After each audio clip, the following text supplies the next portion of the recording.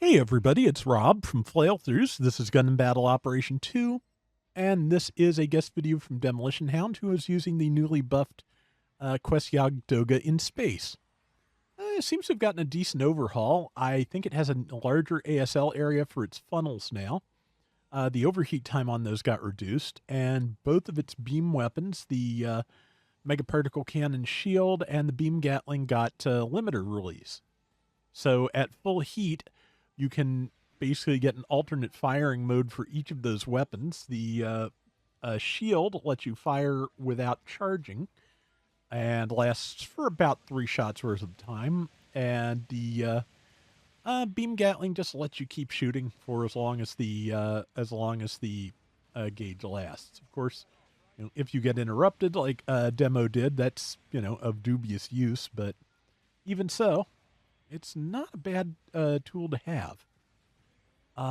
Beyond that, yeah, the Quess Doga has always kind of been less appreciated, I think, than the Gune version. Yeah, here's the limiter release shield. And yeah, looks like 3 good shots out of that. Yeah, the main thing that the Gune Yag Dogga does better than the Quess is that its charged shield has heavy stagger instead of piercing. And heavy stagger tends to have a lot more, useful applications and can be a lot easier to follow up with. But since Gune's Doga is a raid, that kind of makes sense because it's going to be trying to follow those beams with melee most likely, and yeah, so it has the heavy stagger to get in.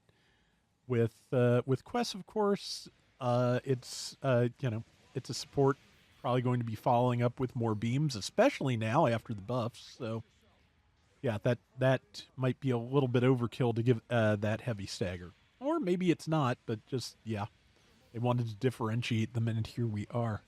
It also still has a defense mode, which Demo is using to tank through most of that. But yeah, I think that was just a little bit too much to tank, unfortunately. Which is what happens when everybody on the enemy team is staring at you, and especially when one of them has type advantage like that FF New Gundam. Still haven't gotten around I like with the FF Sosby. I've only run it once, I think. Maybe, I think I've run it once. I'll put it that way. But I'm going to need to use it a little bit more. Looks like fun, though. Oh, yeah. I did also I got the half price spin on my Japanese account last night, and just on the very last spin of the half price roll, I wound up with a Crossbone Gundam X1 Kai. I really like that. I don't have a round I like with it yet, but I don't think it's going to take too long because I've had some interesting moments with it already, just not a full round where I felt like I was really doing well. So yeah, I'm just gonna see what I can do. Let's see. So far, Demo's team has a slight lead. He is charging up the shield and lining up the shot. And yeah, that worked pretty well. And yeah, good damage from the funnels. I swear those are doing more damage now because I don't remember getting a lot of good damage out of those funnels before. They were probably okay, but I don't know if they've increased the damage or not. We'll find out when I look at all the various specifics at the end of the round. But yeah, okay, yeah. So Demo's team just pulled ahead pretty significantly. I think Demo is just checking the point to make sure nobody was about to order support fire on them. But it looks like they're all going to spawn in back near the enemy base instead, which yeah makes sense. Okay. Yep, Kshatriya Repair, of course, is a general, so Demo does have type advantage when dealing with that.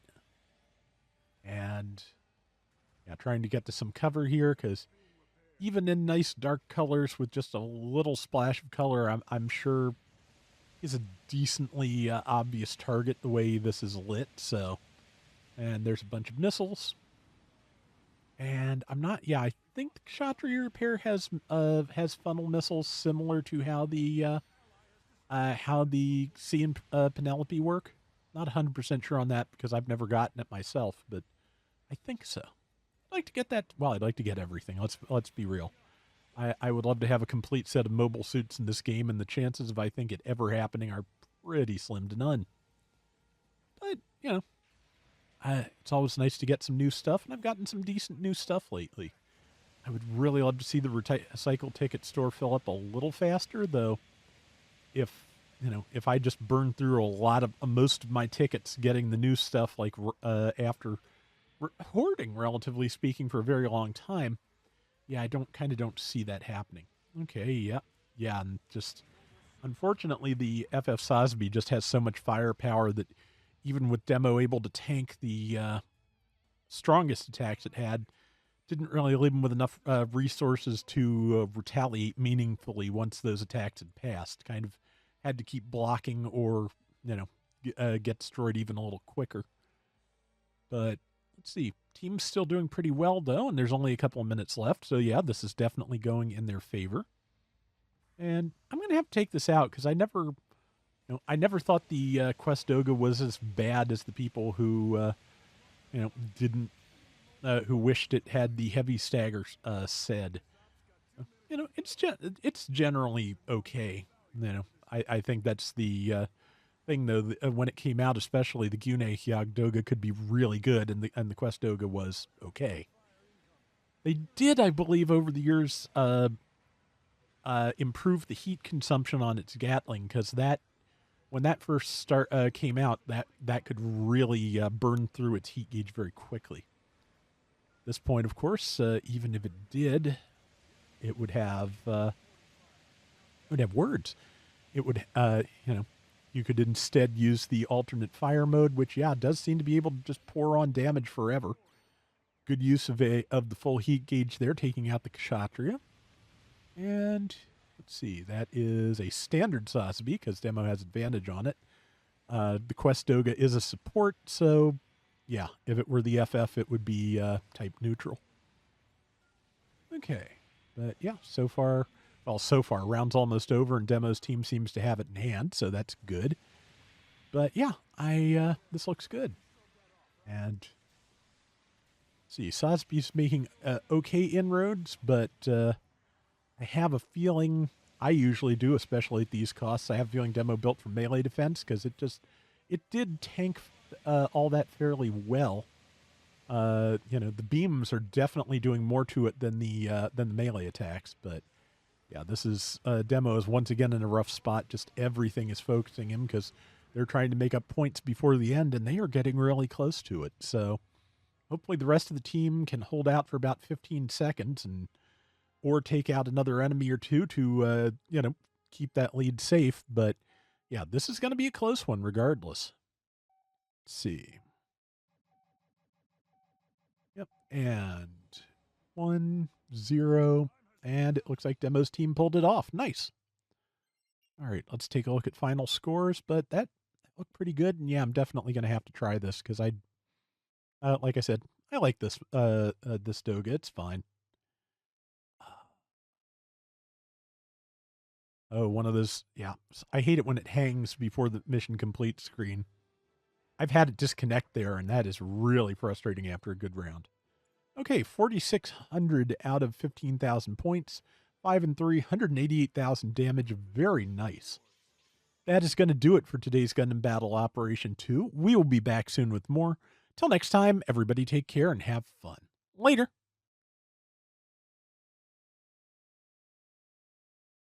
Okay, so first off, they gave the Quess Yag Dogga 3,000 extra hit points, went from 23 to 26. That's at level 1. Upper levels got more hit points too. Movement speed went up from 125 to 130. At the level 3, it was already at 130, so now it goes to 135. It got high performance radar level 4, upgraded from level 3. So presumably that should probably put another 50 to 100 meters on the radar range, which, yeah, definitely going to be handy for space. Frontline support system level 1 adjusted to level 2. So if you have a Yag Dogga on your team, it will shorten your respawn time a tiny bit. With level 3, wow, fumbled that. With level 3, frontline support system level 2 went to level 3. Its forced injectors also went from level 1 to level 2, which, as I've said before, is where I feel like forced injectors become useful and meaningful because if you can use them without totally overheating your thrusters, especially on supports, which tend to have slightly less boost than the other classes of mobile suit. So yeah. Starting at level 3, it had forced injector level 2 already, so that now has level 3. Special leg buffer also got kicked up to level 3 on the level 1 and 2 Yag Dogga. It had level 2 before. So the level 3 naturally went from level 3 to level 4.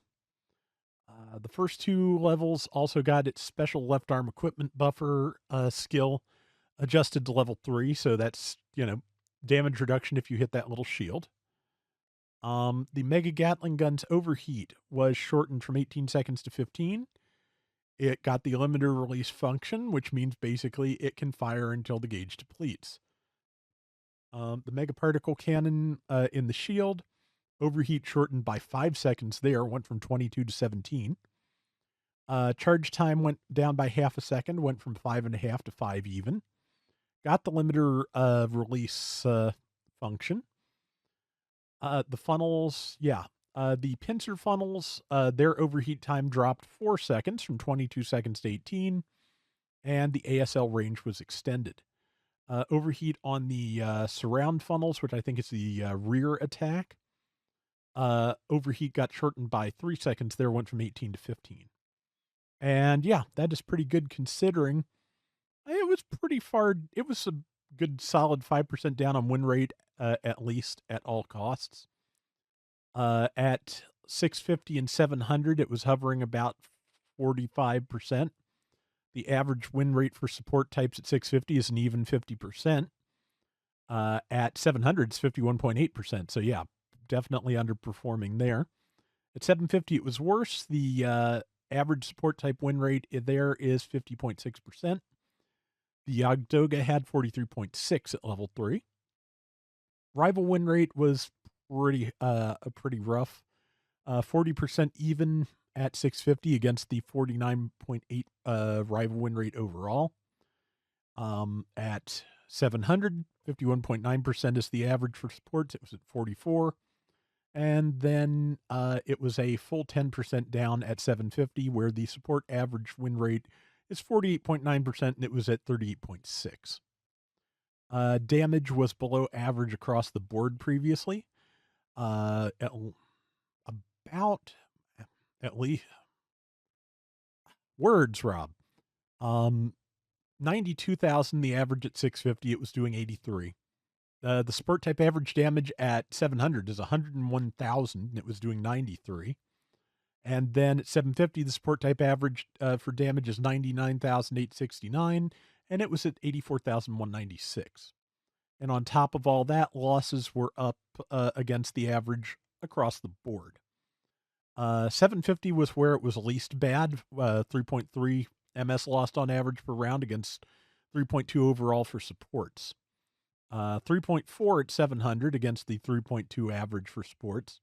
And then 3.3 at 650 against 3.1 on average for supports. So, yeah, definitely needed an overhaul, and hopefully this will do the trick.